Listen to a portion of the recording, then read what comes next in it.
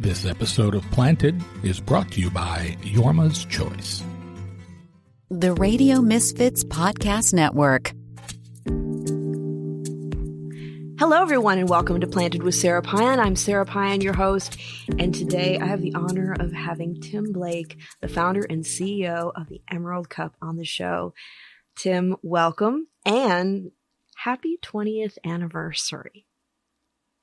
Oh, thank you. I'm honored to be here. I love hearing your stories. You're quite a person yourself, cancer survivor and the things you've gone through. So, yeah, it's a pleasure. Oh, thank you so much. I've been wanting to talk to you for some time, and I really think it's really fortuitous that we have our episode when it's been 20 years since the first Emerald Cup came up. Because I remember going when it was very small and there was a 215 area and there was mud and all that good stuff. And it was a blast. It was fun. And then to see what it's grown to, and this year you are in Oakland. I'm just really excited and happy for you. And I want to, before we get into all of that, will you share with our listeners what your first cannabis experience was? Yeah, I was 8th grade, so whatever that age is, I think it's probably 13 or something. And I was at Catholic school, and we had an Hispanic kid, Tony De La Rosa, who was in our school. Luckily, I had the cool Hispanic kid in school that I was really cool with. And he brought some cannabis and said, "Hey, you want to smoke some pot?" And I had no clue what he was talking about. We went up to the junior high school afterwards, and we sat down and puffed that, and I had the most magical experience. I was a hyperactive kid. I'm a hyperactive person, and probably would have been put on Ritalin or some crazy drug if I hadn't found cannabis. But once I found cannabis, I found my ally. And even at that young age, I knew that I was going to be using that the rest of my life. And I have. That's awesome. Thanks to Tony. What made you decide to do the Emerald Cup? What were the origins? I'm 67. I'm older. I grew up going to the county fairs, really enjoying taking my family and seeing the sights and the sounds. I mean, this is before we had, internet and all the television and all the stuff. So county fairs were a big deal back then. And I loved to see the animals and the friendly competition and all the people. And so we were talking about it, saying, we need this for cannabis. And this was 7 years before High Times came into the country. I mean, it was really, people thought we were crazy to even discuss it. And we were like, we're just going to do this. And I look back and think, most people thought we'd be arrested. We didn't put a poster out. It was just word of mouth. A couple hundred people, most showed up in disguises. And we pulled that off, but really because it was so clandestine and we didn't tell anybody and nobody knew what to do. So we kind of just slipped it in there on them. I think the cup was groundbreaking on many different levels, but especially around like the normalization of cannabis events. You changed a lot. I mean, for how many years now have you been having it at the fairgrounds before moving to Oakland? Well, we moved in 2014 to the fairgrounds, and then we did it about a number of years there, but we had kind of a roundabout because COVID came in and we tried to get to LA and then everything got shut down and we did the Craneway. It's been remarkable to watch the process. But those first years, the second year, we had a little poster the second year and it went from one flowers contest, 8 judges, and just a little tiny party to like 15 different side shows and things going on. And there was so much happening because everybody wanted to participate in this groundbreaking, we deserve to be able to celebrate cannabis moment. And so I'm really proud of the Emerald Triangle and the Mendocino and the community that stood with us when we easily could have been arrested or shut down and just saying, okay, we're defiantly going to celebrate cannabis. And so you just can't think about what a groundbreaking thing that was. That second year, we had an illegal contest come in because we only did the flowers because it was 20 years in jail for genetics or for concentrates. And Ringo, Harry Rose's partner, Ringo Lawrence, he came and was going to sell seeds. And my friend Marv threw him out and wouldn't let him set up to sell seeds. And I didn't know that. And Ringo left really mad because he thought that we should just let the whole thing happen. And I called him up and I got to meet Ringo and I became very good friends. And the next year we allowed him to come in and sell seeds. And I looked in the corner and had a bunch of my friends huddled up doing something shady looking. And I went over there and they were doing the makings of our first concentrate. It wasn't concentrate. It was a hash contest because concentrates weren't even made then. But back then, hash could put you in jail for 10 years. And we had 10 people over there doing an illegal hash contest within our illegal cannabis contest. And I looked at the whole thing with Harry and all of it and just went, whatever. And so that's how we started the first hash contest too in the second year. That's wild. That's wild. I mean, as the cup has morphed through the years, I mean, a lot of it not only is a great event, but it's also made us look at how we do policy around consumption events and really like how cannabis events can be done safe and legally in the United States, you know, even though your beginnings were very clandestine, and it's kind of like asking for forgiveness rather than permission. It had to happen, because if we waited for it to be allowed, who knows when the heck that would have been. And I just remember it was just a sign of a shift and almost like a normalization that first year, that you had, you know, the building that had like the Canacraft basically pavilion. And I remember thinking, we've arrived. Things are changing. Again, how did that feel? Like, I'm sure, I know that there's like a ton of work that went into it, but like, how was that for you? You know what? John Bergados, who was the publisher of Skunk Magazine, came out to the last show at Area 101 in that rainstorm. And he said, I see the cup being able to become something like Spanibus. And I didn't even know what Spanibus was. And he goes, I see you moving out of here. You got to move out of here. You got to get out, Tim. And I was like, get out. We're here. And, but that year with all the rain and whatnot, we did realize we had to get out. So we went and did it at the Mateel Center for 1 year. We did the biggest show, and it rained there hard. And we still had the biggest show in the Mateel's history, but we couldn't get a venue for the next year in Humboldt or Mendocino. So my girlfriend and I said, why don't we take a flyer on Sonoma County Fairgrounds? And we went back down there and we met with them, and they said, send us a proposal. And so we sent them a proposal that they got together and told us they had never seen a proposal better presented than what we did. And they said, if you will really put on a cannabis country fair that's clean, no hip hop, no metal, just really straightforward, we'll stand with you. And so it wasn't Mendocino County, it wasn't Humboldt County that stood with us, it was Sonoma County and those supervisors and the people at the Sonoma County Fairgrounds, and they did stand with us. And we went down there not knowing what didn't know how to put an event on. Like I told you, I'd never put events on that size. And we put that event on, and we did blow everybody away because it was safe, successful. We had 8,000 people, and it was revolutionary that first year, because doing it up at our place where it was like we were doing it underground was one thing. This was straight out in the open. All the police were involved. Everybody was involved. And they were like, we're going to do this. And they did it with us. Everybody did it. The police, the fire departments, everybody. And it was a moment to look back in history and see that we really crossed the line.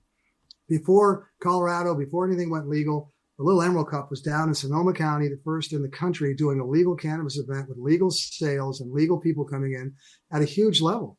And I'm really proud of that. We got a standing ovation a couple of years later because we were the first event in Sonoma County's history to be incident-free. So on the post-production, the sheriffs, the fire departments, everybody gave us a standing ovation. They'd never had an incident-free event. And so we showed them that we could do an incident-free event. We did an economic impact report and showed we brought $18 million in. The Grand Prix in Long Beach for 2 weekends only brought $20 million in. So at that point, but you know what? When Prop 64 passed, we had to go to 10 DCC meetings. It was called BCC back then, because events weren't even on the calendar. They didn't know what to do with events. And we had to keep hounding on them to make them realize events are critical to not only cannabis, but every industry. Okay. And we need these events because this is the direct to consumer that these farmers need. I mean, think about every farmer's market around the state. That's how small farmers exist. And so it wasn't just for us. We were evangelizing for everybody. And I'm very proud of the fact that we worked on them to help open up outside lands, the state fair, everything based upon what we had done. And in fact, 3 years ago, they came in, the DCC, very heavy handed. After being really good with us, they came in and just started hassling consumers. And if vendors were smoking joints in the booth, they were going after Puffco. They almost ruined the show. And we got together afterwards and I said, look, it's real simple. We're not going to do any more events and you're not going to have jobs if you continue. either you guys are going to grow up and we're going to make this work and we're going to show everybody how to do this, or it's over because nobody's going to come in and vend if you're going to arrest them. Okay, if somebody's a vendor in there and they're smoking a joint with somebody in your house, it's not going to work. So that following year, we gave them a free booth. We gave them a panel to talk with people. They spoke with people all weekend. We did lots of press on it. And they came in and thanked us and said, we really learned your community can be trusted. You guys are really amazing.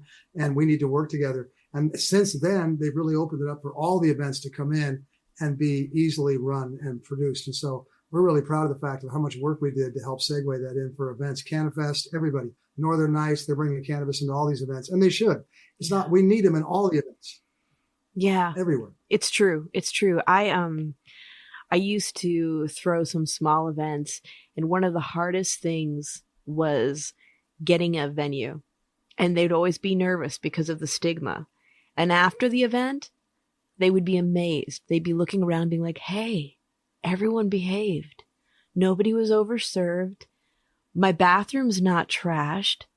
You can come back anytime you want. And it's like the more we have events, the more people realize. I mean, even with events with alcohol, and hey, I like an occasional craft cocktail or wine. I mean, we live in Northern California. But the fact is that alcoholic events tend to go later. There tends to be more issues that happen because of the effects of alcohol.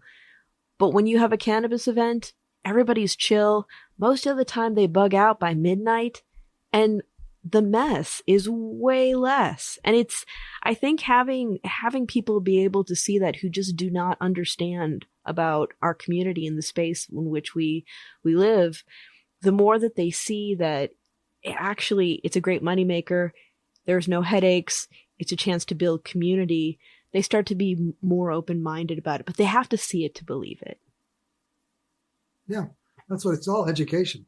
Once people see it and they understand it, they get it. And once these farmers understood, once the county saw that, then Hall of Flowers came in right behind us and blew it up. I mean, Hall of Flowers and the Emerald Cup delivered a couple $1 million to the Sonoma County Fairgrounds. We built that one big building they've got now, the Sara Lee building. And it's like they were smart. So the rest of the counties went, and now look what the state's done. They're letting the state fair go on because they need that money too. And now all the other states around the country, state fairs, are going to jump in and join that. So it's obvious cannabis is a tremendous financial supporter and revenue stream. And these people need it for the state fairs and everybody. And it's going to be involved in every event that comes in. They're still making it hard, though. The one thing is they're still putting every repressive tax and regulation they can in front of events, in front of everybody, to just slow down a really seamless, orderly integration into society. And that's got to stop too. Yeah. And it also doesn't serve them as well, because if we weren't overtaxed as much as we were, there would be more consumers engaging in the legal market, and they'd actually be making more money in revenue. They don't care about the money. The thing about it is you got to go back. I was saying this earlier. I'm a 50-year conspiracy person. So I've been watching this whole thing for 50 years. And basically it's real simple. When they changed us to the oil standard, and one man with 3 kids could have a wife and no debt, no credit cards. That was only 1970. No credit. Credit cards weren't created because you didn't even need one. 5 years later, they had to create credit cards because inflation had changed. They did the oil standard so much, and they took us from zero debt to 40 trillion in one generation, and they stripped this country, and they basically bankrupted us. Look at what they did. We all wanted to be environmentally correct, so we moved all of our manufacturing offshore to China. Well, all China did was make worse toxic chemicals and ship it right back over the ocean to us, and then we breathed all their toxins in. We should have kept all of our manufacturing and not made the Rust Belt. Middle America could have been strong. But we gutted Middle America in the name of environmentalism. That's what we've done across the board. And so that's what we've done here. And cannabis has really saved that. And we have basically held that up. And that's why the country is where it's at right now. And God bless all those people that went to prison, went to jail time, fought for it, because, look what it did. Look where it's at now. Yeah. Yeah. And on that, in that same vein, I often think about, what happened with Anslinger and Hearst and DuPont and all of that. And if we hadn't had the prohibition then, because it was, hemp was in competition with DuPont's plastics and the lumber industry and Mhm. all of that. I wonder what kind of world we'd be living in now, if what the environmental impact would be that we would be looking at. I feel like we wouldn't be dealing with as much crap as we do today. If our elders and the people that run our countries and the world wanted us to thrive, we would have never moved into a petro system. We would have never created all those toxic chemicals to toxify us. We would have never made our people so sick. I mean, we're a very, very dumbed down, sick country now. Diabetes, look, 1 and 2. Autism. I mean, autism was almost unheard of in my young years. Now it's like 1 out of 2. We have sickened our society to a point where no mighty nation would ever do that to their people. I mean, going into conspiracy theory and even like into our own industry, like remember back in the day when we were in medicinal use or even before that, and people were talking about, oh, well, once cannabis is legalized, we're going to be having, big tobacco and all these large companies getting involved. And everybody was like, oh, no, that's crazy talk. That's conspiracy talk. And hey, look at where we are now. We do have big tobacco that's in it. We do have people that are coming from, large pharmaceutical firms that are involved. And, there can be people who are coming with their own skill sets to do good, but we're also seeing that we're in some very troubling times with not only, the industry itself, but also the movement, because we're going from having conversations about a healing plant to cannabis sells itself. We're going formula retail, and we're not going to educate people how to use it therapeutically because we're going to consider the medicinal use policies as a loophole just to sell weed. That's all that ever was. And you and I both know that that is not true. And so do a lot of our colleagues. Discover the power of Yorma's Choice CBD products. When we chose a sober life, we searched for the best CBD to manage our chronic pain. In Raywood, Kentucky, the home of Bickett and Boone, we found the perfect solution. Yorma's Choice is a range of topicals, tinctures, bath salts, and gummies. Choose Yorma's Choice for pain-free living. Shop now at furpeaceranch.com. FURPEACERANCH.com. But even worse than all of that was they did that little loophole where they let all that garbage hemp come in. And now you got garbage hemp that's not even being tested all over the country, being sold everywhere. Yeah. And it's like they knew that was going to happen. And they just did that too. I mean, they're so good. You got to go back. They were at the University of Mississippi researching this back in the 40s and 50s because back what I said, because of phenomena. Mm-hmm. Before Raphael Mechoulam even discovered the endocannabinoid system. You know that our scientists and our doctors in University of Mississippi, after 20 years, they had discovered all that. They knew exactly how medicinal cannabis was. That's why they went after it so hard, because they didn't want to heal any of us. They did not want us to be healed or healthy. So they went after us all the way back to the University of Mississippi in the 40s. Yeah. I mean, this has been an 80-year war going back to Acelinger with the beginnings of it. But when they found out the medicinal benefits from the University of Mississippi, they really went to town on us. And if you look at what they've done all the way up to this little bullshit hemp thing they did, they have found ways to make sure we don't get good medicine. Yeah. Well, and so the hairy not served. Yeah. And then when you think about like the government, like the federal patients that were getting the cannabis, and what I heard from some of those patients was that it was some of the worst stuff that you could possibly get that was coming in those tins. So thinking back, like with the research they're doing, and they saw the healing and medicinal properties from the swag they were growing, much less the really good stuff from small farmers that we've seen, that kind of blows your mind. It does. They were using it all. They were using it all. There was a gentleman, Dave Osprey, who did, Bulletproof Coffee and Bulletproof Radio. Mm-hmm. He's a big guy, $100 million guy. And he had a program talking with all the Fortune 500 people about what made them so great. And he wrote a book about it because he said, meditation, organic food, rest, all the traditional things. But 95% of those people were microdosing mushrooms like 6 years ago. Yeah. Because the big CEOs knew if they wanted to be on top of their game, they should be microdosing mushrooms before any of us knew. They all knew. Yeah. And now you see a lot of that in Silicon Valley. It's like, it's an open fact that a lot of people are using that to, I mean, those of us who have liked psychedelics for years, like, understand the value of that. Like, for myself, I've always appreciated it. And, you know, I always lovingly referred to it as a little bit of mental house cleaning. And now, You know what? no, what were you going to say? I love that. No, I love the mental house cleaning. When you said that, it was like, it's true. I've been a macro doser my whole life. I've been a major cannabis guy. In fact, the Emerald Cup has always been known for a survivor's breakfast, because after midnight, we start doing psychedelics, and then we did a free breakfast for the morning. So anybody stayed up got a free breakfast. One year we had Heavyweight Dub come play, and we were so late because we were high and the production was going over, and they were supposed to go on at 11, and they weren't going to come on until like 2 a.m. So they were pissed and they weren't going to play. And I said, wait a minute, open the door. There's 200 people and they're high on psychedelics ready to play with you. And they're like, no way. And they opened the door and they were like all there. And I'm like, why don't you just get high with us and play? And they were like, okay, fuck it.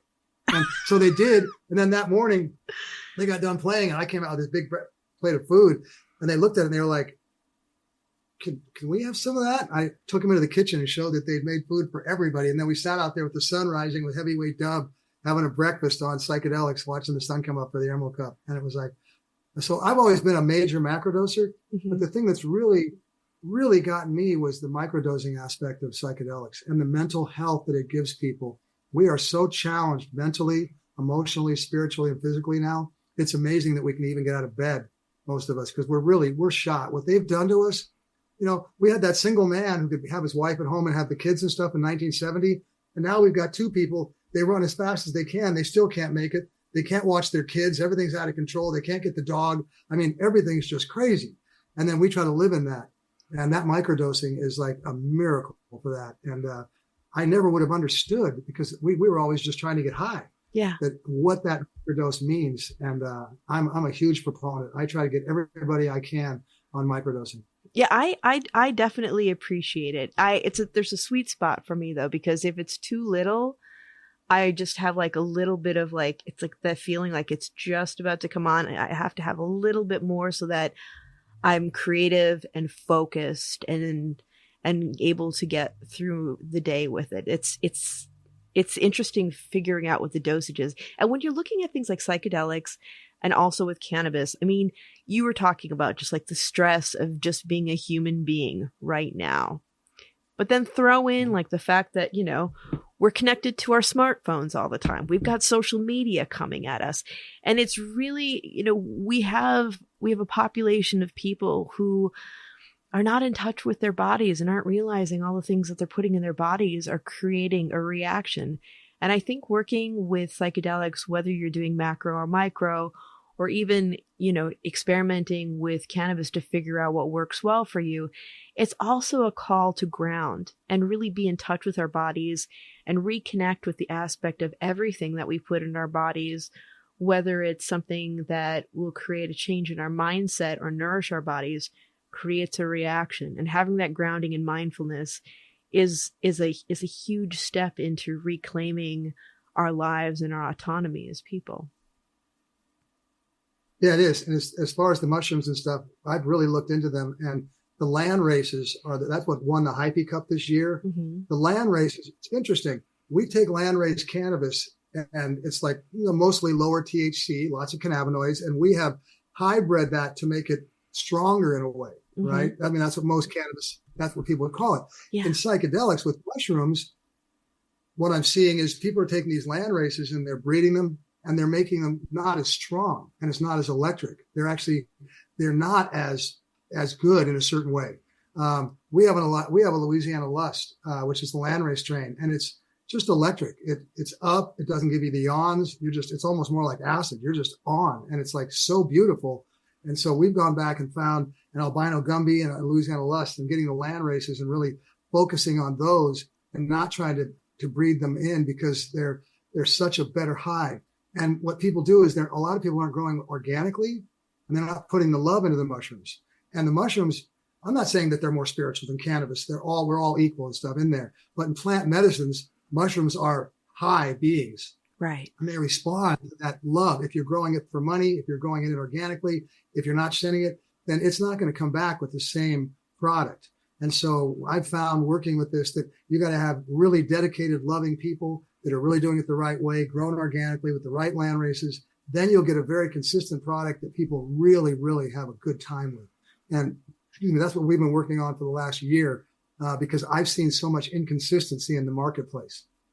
And I've wondered why. So I've been working on that with people, and really we're going to be coming out with a fractal bar and a whole line of things that really get rid of that.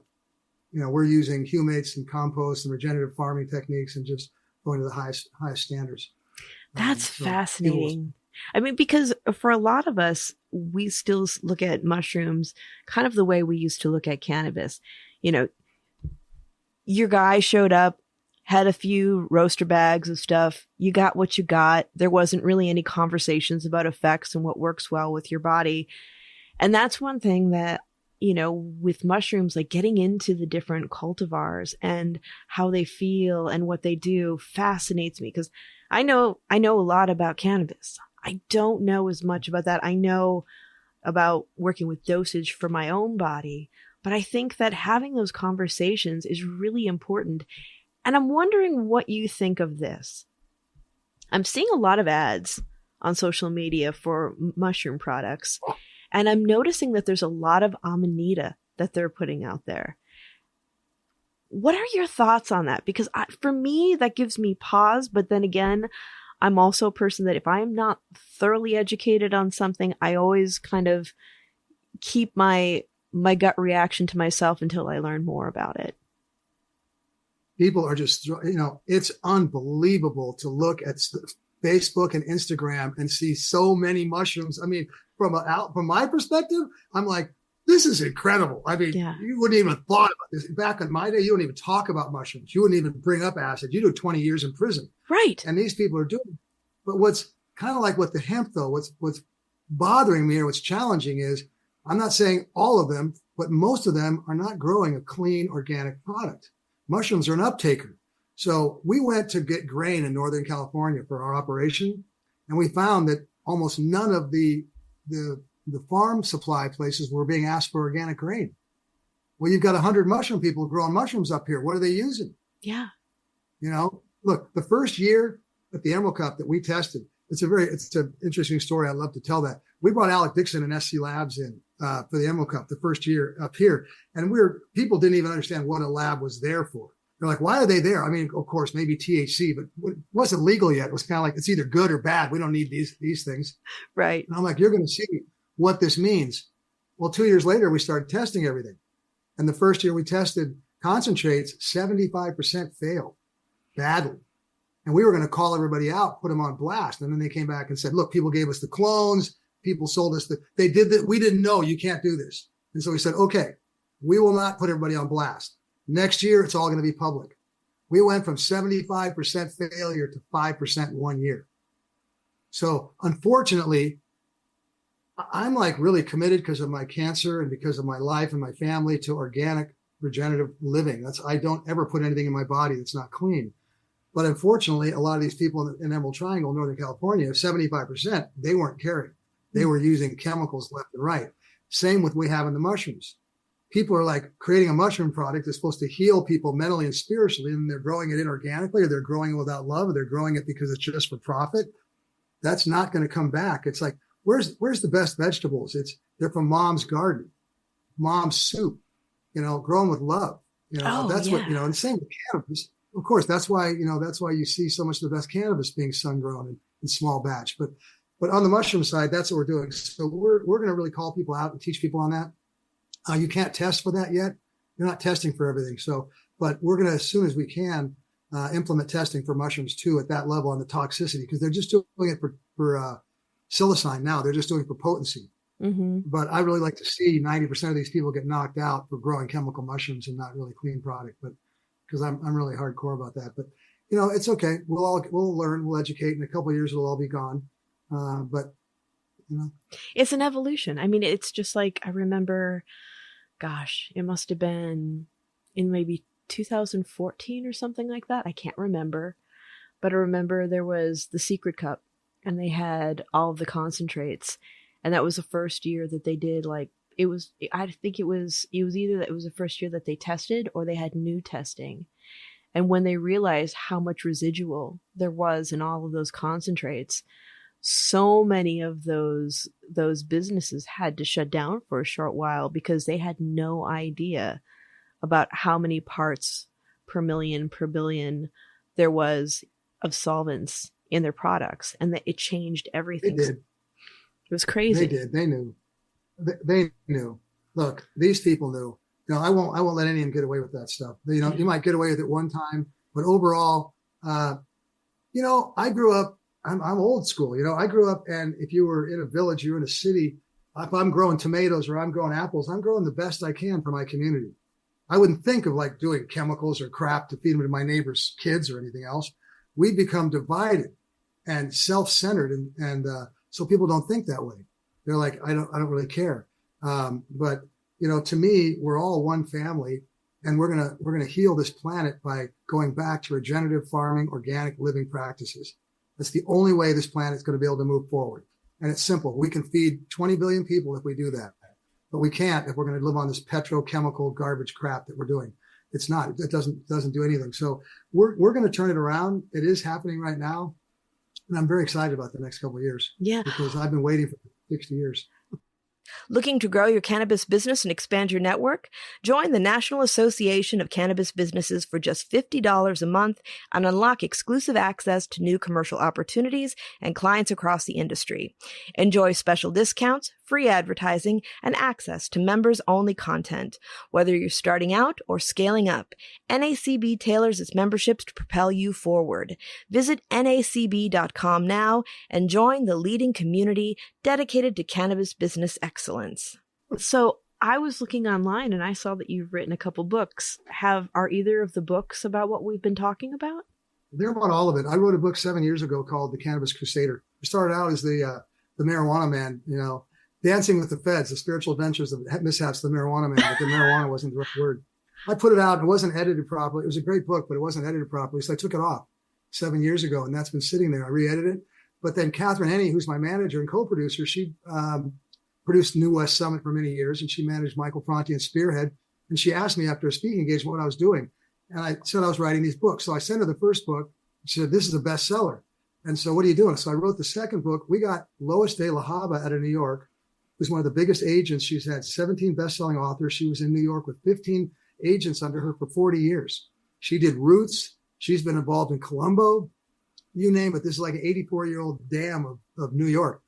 She said, she made me write the next book because they wouldn't publish that, which became Leap of Fate.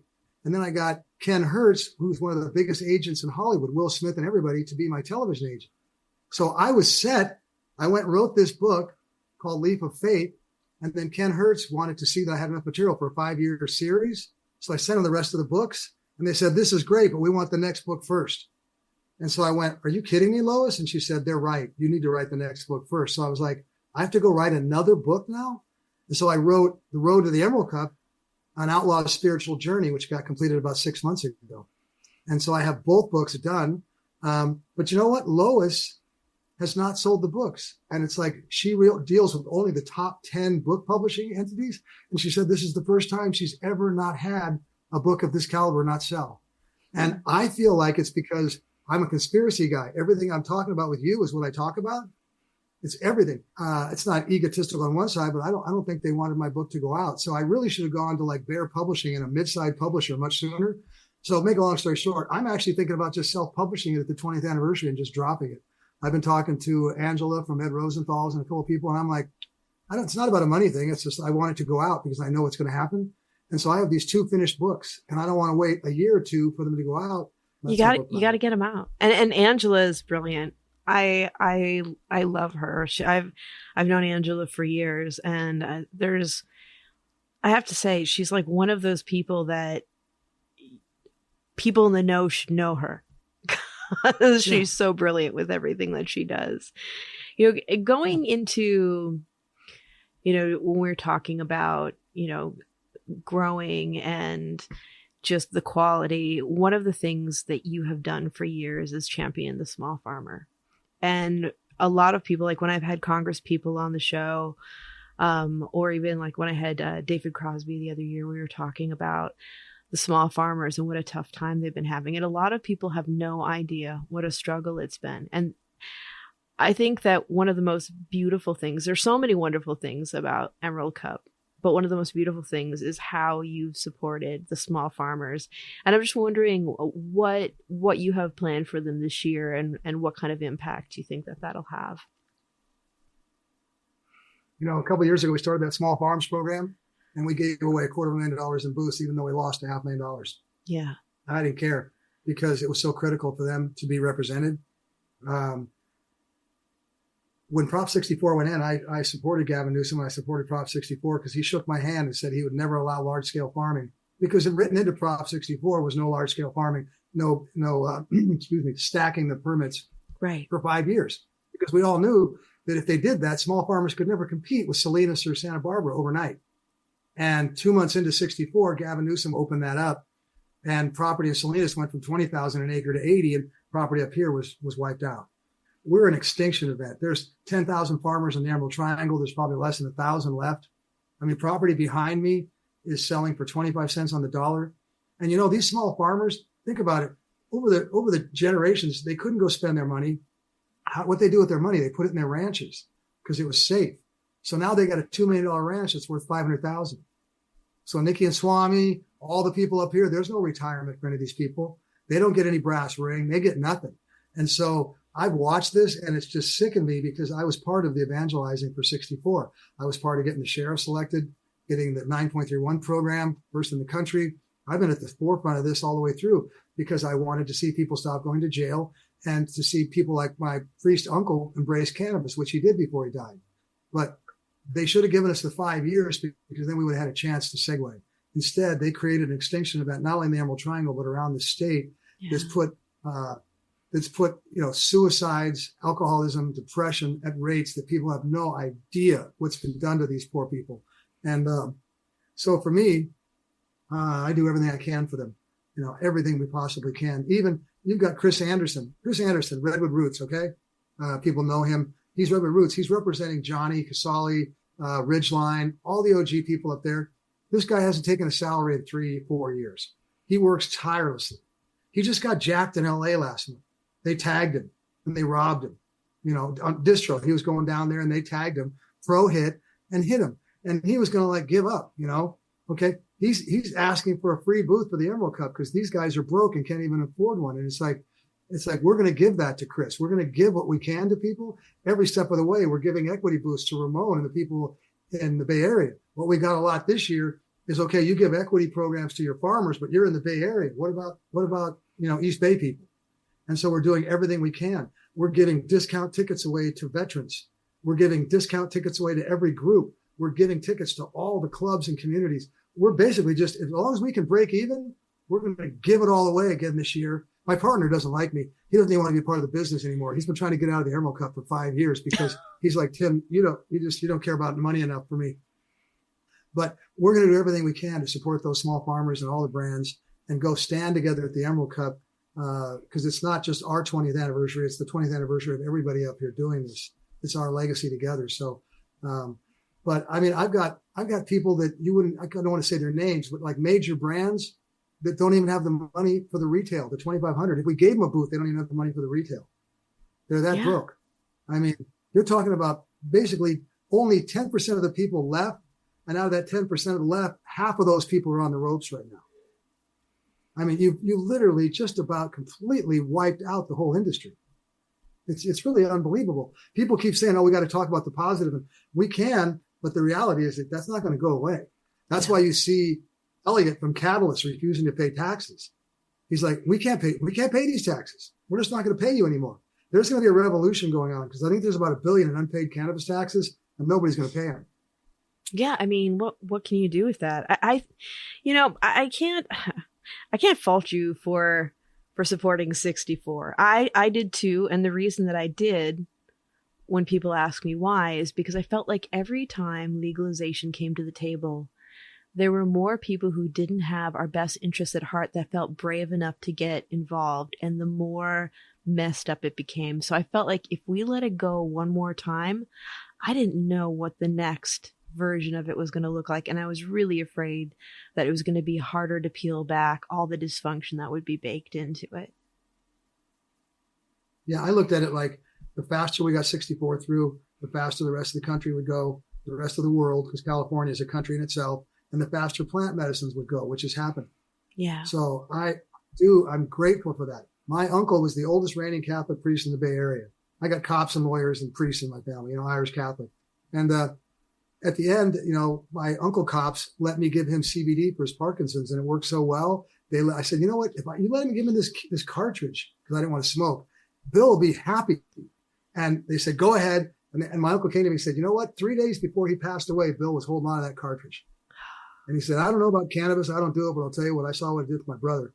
And because California went legal, my uncle priest could use cannabis. And so it's a beautiful thing. And if you look at the hearts and souls and the minds it's touched, we're going to turn the whole world over with it. It's just a small piece of the people that built this industry and put all the time and love and went to prison and fought and bled for it for 40 years, got shut out and screwed. And that's only part of it. But really the other 90%, I wouldn't change. And it's going the way it's supposed to go. Yeah. Yeah. I know, like, my husband, Jeff, my mother-in-law, she had been having a lot of problems with neuropathy in her feet and was having to use a walker, and they were putting her on gabapentin. And I didn't have a walker, but I have peripheral neuropathy in my hands and feet left over from chemo. And the one thing that gave me relief was the Om Epsom salts, the infused Epsom salts, and my feet would feel normal, if only for an evening after chemo. So we brought some to Jeff's mom, and she didn't even have to use her walker, and she hardly had to use her cane. So when she went to see her doctor, she took the package and she's like, instead of prescribing me this crap, you should be giving people things like this. You should be telling them to use this. And she's 87 years old, and she had never been interested in cannabis prior to, but it's helped her with sleep. It's helped her with her pain. And it's, and I feel like when people have those experiences and they're able to share it with other people can get, resources to figure out what their sweet spot is, creating that safe container for experimentation so that we have successful outcomes. And the more that we talk, I always say conversation is normalization. And the more conversations that come out of events like yours, the further we're able to push this and really pull back some of the things that we're seeing with the industrialization of cannabis and the destruction of the heart of what we've worked so hard to achieve. The people that are coming after us, they know everything we've just talked about. They knew that cannabis healed back in the 40s. They knew that they could have given us a cannabinoid regimen in the 60s and had every person cancer-free, period. Those people are the same ones that are attacking us now. What kind of things do you have going on to celebrate the 20th anniversary? Because it is a very, very important pivotal moment. It's going to be the wildest cup we've ever done. We're going into Oakland, first of all, the historic Kaiser. We know that there's security issues. Oakland's wreaking havoc. All the liberal cities are wreaking havoc. 45% of people in San Francisco have been robbed in the last 5 years. So we know what's up, but we're excited about it. I don't care. We're going in to unite the community. We've spoken with the tourism boards, the cannabis commission boards, the police. I'm going into all of them. We're offering all the clubs to come in, the lowriders, the sideshow cars, everybody. We're like, cannabis unites everybody. It does. So why don't we all come together and have a nice, safe, successful event? We're offering tickets to everybody, to all the clubs, all the people. We're going to bring them all. We're going to have the sideshow cars out in front. And this is going to just be a wild show. We're bringing in Mr. Fab, who's the unofficial mayor of Oakland. We're bringing in King Isis, this really incredible duo lady. That's just an amazing group. Grouch and Eli. We're bringing in Davey D. We're just bringing in all the local people. And we're just going to make this the coolest local event. And we're going to bring the safety and the success in because everybody wants it. And so it's amazing the response we're getting. We're bringing the Oakland Choir in to sing. There's a guy who went to the tourism board, and this guy was like this regal looking black dude in, African outfit. I looked at him, and my team was going to talk to the chief of police. I said, I'm talking to that dude because he's cool.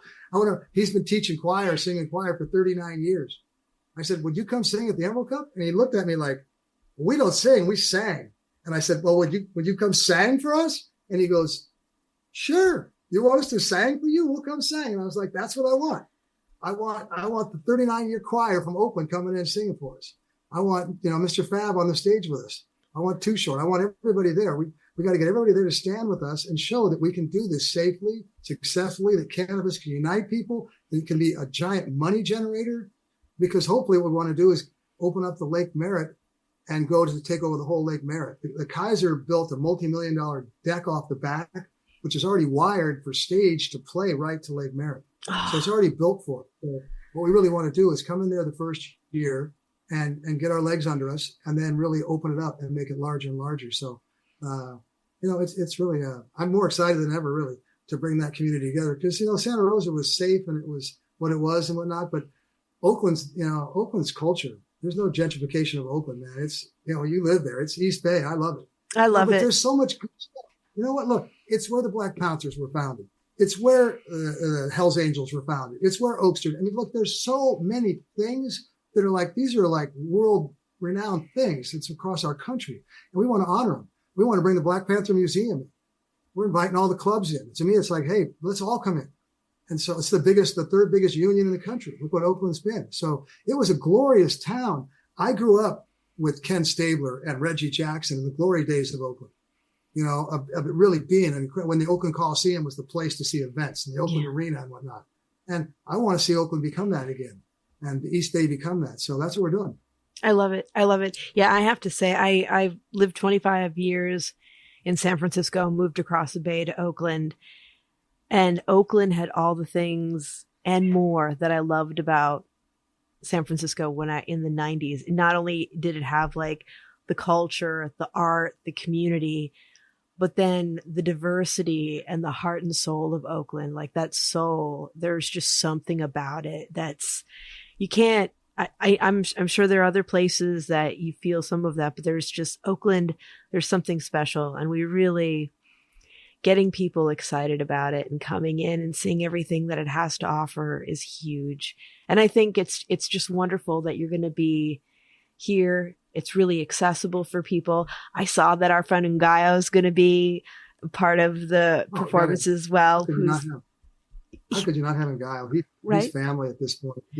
He's been there with us for so long. I can't even remember when to have him, but it's going to be great. And you know what? We are very excited that, we go back and talk to Jesse at Crybaby, and Brian Walker, who works with Weed Maps. They're doing events there every weekend downtown for 700-800 people. And they're not getting biffed or robbed. Mr. Fab just did a show at the Kaiser. Yeah, East Oakland at the airport, some of the places are really tough. And we still have to make sure people are safe. But we're really excited. And the people of Oakland are excited to actually put on a safe, successful event that they're proud of too. Because they've watched the A's leave. They're watching everybody leave town. And they're like, this has got to stop. We don't want this to happen. We want Oakland to be cool again. Yeah. So it's really amazing the support that we're getting across the board from the various, people. Yeah. And how many farmers are coming? How many farmers? I don't know how many. We have 600 entries. All the contestants will be there. We have 150 booths. So we're bringing everybody in. Of course, we'll have Chris, and we're going to get them all in because they deserve to be there. Yeah. And as many booths, but we have to accept changes too.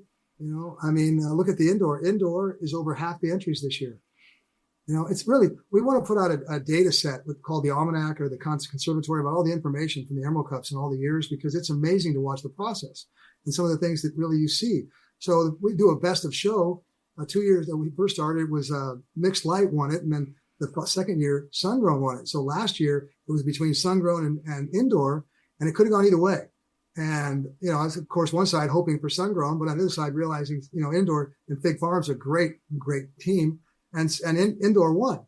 And I'm glad it won on the side that people got to see that we were totally objective. If Sungrown had won 2 years in a row, best of show, people would have thought we were rigging the contest or something, Yeah. Because for sure. They were not winning. So the fact that Fig Farms won and Indoor won, everybody stepped up. This year we have twice as many entries as Sungrown in Indoor, and we have all this beautiful Indoor coming in. And, I was an Indoor guy from the very beginning. So I love it. I appreciate it. And so you're just watching the changing of the competition and the vendors and, more vendors from down south, a lot of changing of the vendors and stuff, because there are not as many farmers left up here. Right. So it's, It's an evolution. Yeah. It's good. Well, and in addition to having the competition and all the great entertainment, you have a great speaker series that comes with the event as well. And it's just an all around, it's culture, it's community, it's education, it's everything that if you want to come and experience, what cannabis is about, I think that the cup embodies so much of that and then even more. What really excited? They're going to do the California Cannabis Historical Society.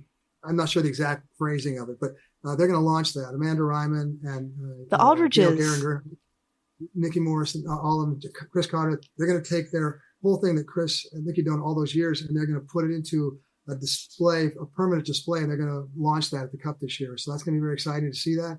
And then we're going to give the Lifetime Achievement Award to Willie Nelson Award to Keith Straub, who's 80, Normal's 50. It's our 20th. So it's just an incredible thing for Normal to stand there with us at their big 50th, and then to have this historical society coming in and everybody there with us together. It's going to be fun. It really is going to be something for our legacy. It's going to be like all of us standing together, and when we're still here, I love that. And for people who want to come and buy tickets and go, could you give the dates for the Cup? I know that they can look it up online, but I want people to have it right now.